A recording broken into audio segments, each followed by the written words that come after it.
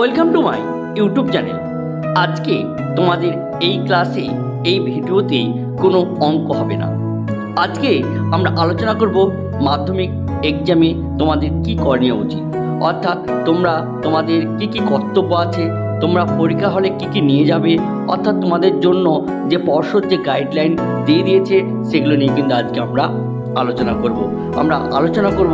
আজকে যে বিষয়গুলো সেগুলো কিন্তু আমরা এক নজরে বলে নিই।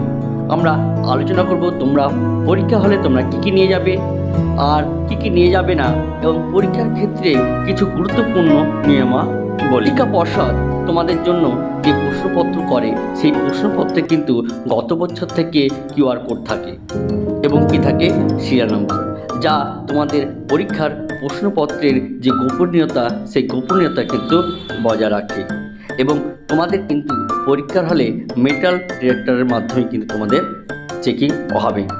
তোমরা কি নিয়ে যাবে আর কি নিয়ে যাবে না সেই নিয়ে একটু আলোচনা করি। পরীক্ষা হলে কি নিয়ে যাবে? 1 নম্বর নিয়ে যাবে অরিজিনাল অ্যাডমিট কার্ড এবং রেজিস্ট্রেশন কার্ড।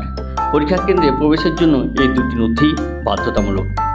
প্রয়োজনীয় লেখার সামগ্রী যেমন পেন, পেন্সিল, স্কেল, জ্যামিতি বক্স ইত্যাদি। জলে বোতল নেবে, রুমাল নেবে এবং লেখার কার্ডবোর্ড।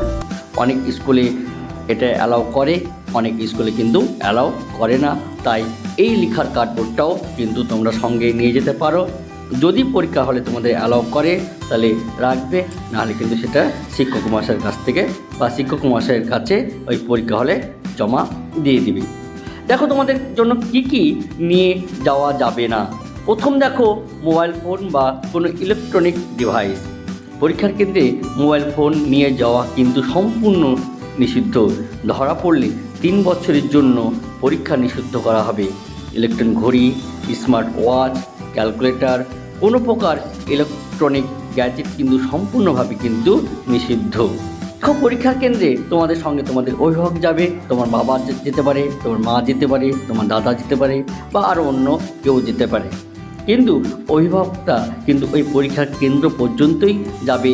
তারা পরীক্ষা হল বা স্কুলে তাদের কিন্তু ঢোকা সম্পূর্ণ কিন্তু নিষিদ্ধ।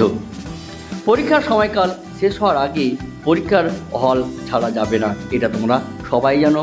অর্থাৎ তোমাদের যে পরীক্ষা দেওয়ার জন্য যে নির্ধারিত সময় আছে সেই সময়ে সবটুকুটাই তোমার কিন্তু ওই পরীক্ষা রুমে কিন্তু তোমাকে বসে থাকতে হবে।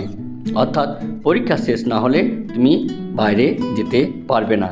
পরীক্ষার হলে বাইরে যাওয়ার অনুমতি থাকলেও গার্ডের উপস্থিতিতে তা হবে। পরীক্ষার দেওয়ার সময় অ্যাটেন্ডেন্স শিটে প্রশ্নপত্রের সিরিয়াল নাম্বার এবং স্বাক্ষর করতে হবে। তাহলে এই কয়েকটা জিনিস তোমাদের জন্য পর্ষদ তোমাদের গাইডলাইন কিন্তু বেঁধে দিয়েছে। এই নিয়মগুলো তোমাকে অবশ্যই কিন্তু তোমাকে পালন করতে হবে, না হলে কিন্তু তোমার কিন্তু পরীক্ষা ক্যান্সেল হতে পারে। তাহলে আজকের ভিডিওটা এই পর্যন্ত। এরপরে ভিডিওতে আবার তোমাদের যে গাইডলাইন্স মধ্যশিক্ষা পর্ষদ থেকে দিবে তা নিয়ে কিন্তু আমরা আলোচনা করব। যদি ভিডিওটি ভালো লেগে থাকে তো অবশ্যই এই চ্যানেলটিকে সাবস্ক্রাইব করবে, লাইক করবে এবং বেল আইকন নোটিফিকেশান অন করে রাখবে। ধন্যবাদ।